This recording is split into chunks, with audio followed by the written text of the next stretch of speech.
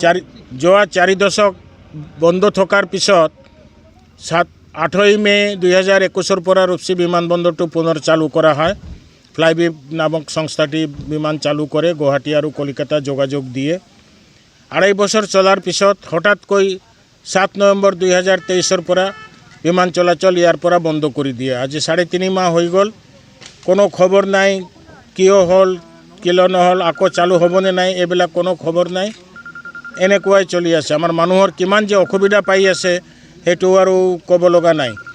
তো বিমান আমাৰ দাবী বিমান সোনকালে চালু কৰিব লাগে।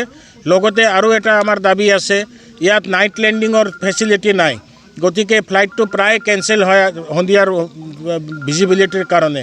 তো ইয়াৰ লগতে নাইট লেণ্ডিঙো কৰিব লাগে আৰু এয়াৰ ষ্ট্ৰিপটো মানে ৰানৱেটো আৰু এক্সটেণ্ড কৰিব লাগে যাতে ডাঙৰ বিমান ইয়াত আহিব পাৰে। আমি যে ভোট দি পেলাই যে মানুহখিনিক নিৰ্বাচন কৰোঁ, তেওঁলোকে ভোটটো লৈ গদিখনত বহাৰ পিছত কিয় আমাক নাভাবে? অসুবিধাটো দাদাহঁতে ক'লে যে আমাৰ এই বাচ্চাবিলাকৰ পঢ়া শুনাৰ ক্ষেত্ৰত এটা বিশাল অসুবিধা, চিকিৎসাৰ ক্ষেত্ৰত সেইবিলাকতো হৈছেই।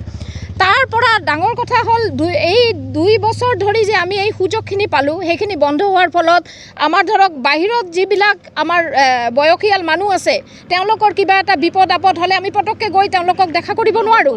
সেইখিনিত এটা ডাঙৰ কথা। তাৰপিছত এই বাচ্চাবিলাক যেতিয়া পৰীক্ষা দিব যাব, হয়তো এদিনৰ নটিচতে তেওঁলোকক যাবলগীয়া হয়।